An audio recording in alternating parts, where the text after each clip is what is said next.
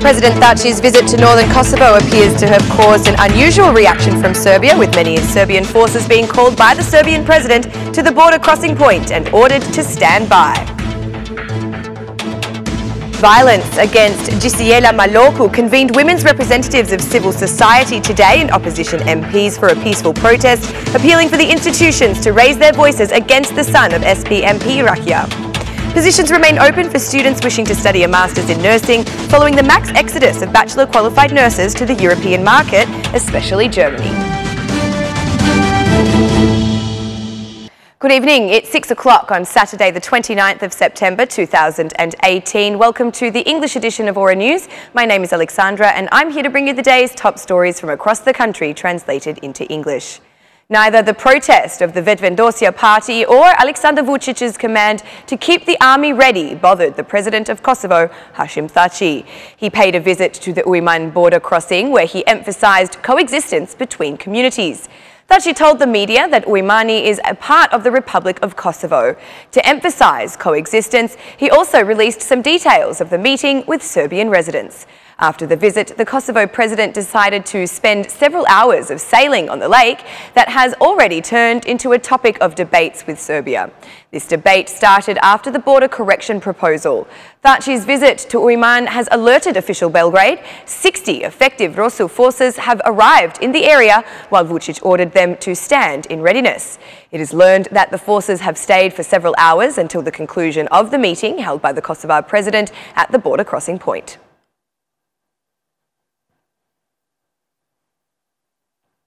After 3 days of a political frenzy, Prime Minister Edi Rama reacted overtly for the first time regarding the purported violence exercised by the MP's son against a 24-year-old woman, Xhisiela Maloku, in Vuçić.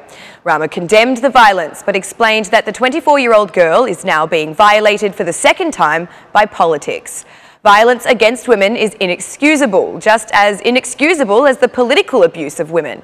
Those who are using this issue for their own political interests are violating her once again, expressed the Prime Minister. The Prime Minister guaranteed that the son of the MP has not received any favours from the police, while also demanding an investigation into the role of two of his MPs, Rahia and Bala. The police have done their job without giving any favours to the MP's son. No one is above the law, stated Rama. The chair of the Democratic Party, Lulzim Basha, reacted strongly to the issue. Rama is so deeply mired in crime and drugs, there is no parental sensitivity for the woman violated by members of his team. What a shame. Instead of protecting the women, Rama grants amnesty to Bala and Rahia and at the same time defends Elvis Roshi and Arben Ndoka, said Lulzim Basha. Meanwhile, the head of the SP parliamentary group, Talent Bala, requested that the Prosecutor's Office of Kuria conduct an investigation into the case brought forward by citizen Xhisiela Maloku. Kuria's prosecution continues their investigations regarding Maloku's denunciation, despite withdrawal of the denunciation by Maloku herself. The investigation of the accused person has continued, despite the victim's retraction.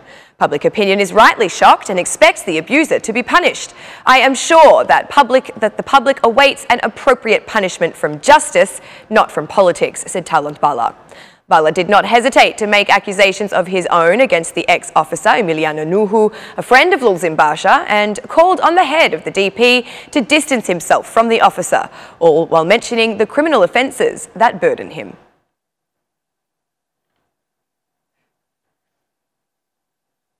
Under the slogan, "React Today, for Tomorrow Will Be Too Late," civil society women representatives gathered in front of the Prime Ministry protesting the case of Xhisiela Maloku, a woman who accused the son of SP MP Rahia for rape and assault.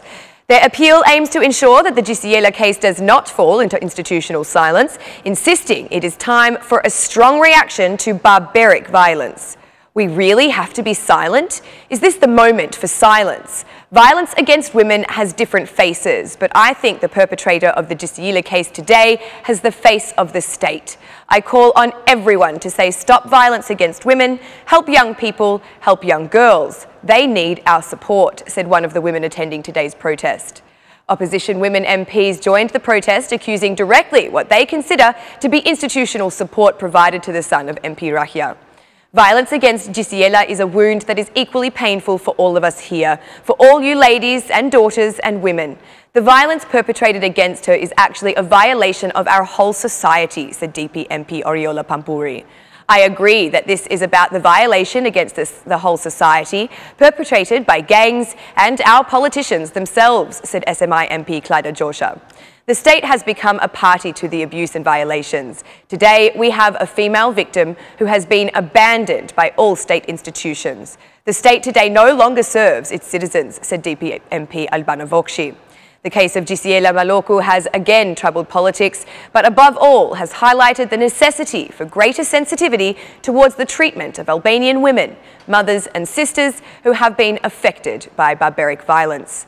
On Monday, another protest has been announced by saying that the time has come to show that male bravery is not evidenced through violence against women in any way, shape or form, and instead is a most cowardly act.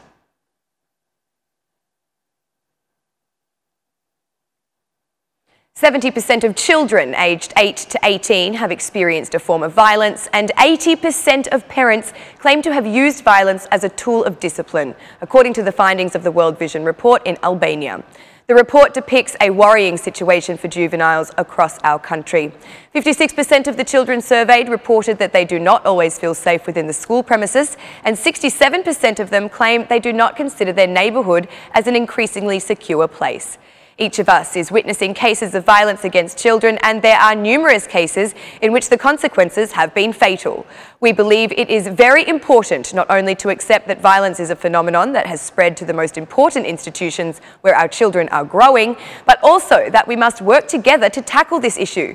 We must work together every day to create a safe environment in which every child feels cared for, said Eliona Elmazi, Director of World Vision for the Western Balkans. Studies show that violence against children, such as abuse, exploitation and trafficking, destroys the human and social capital of a country and slows economic development. In order to address cases of violence as well as prevent it, a state must commit to spending at least 2% of its annual budget.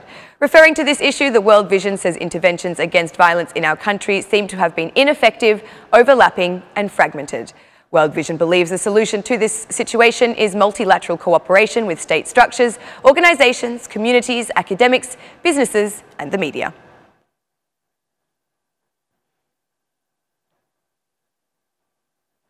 On the campaign trail with the motto, "All attention on you," Prime Minister Edi Rama headed to Korça to declare that many citizens have found solutions to problems that had been worrying them for many years, thanks to the platform of co-governance.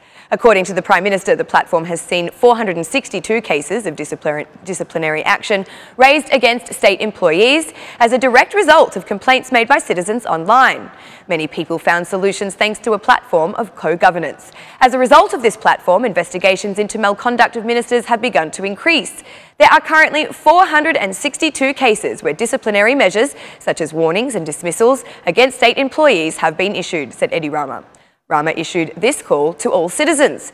Be encouraged to follow the right path. Use the platform and make direct appeal instead of finding a friend on the inside or giving money in order to solve your problems.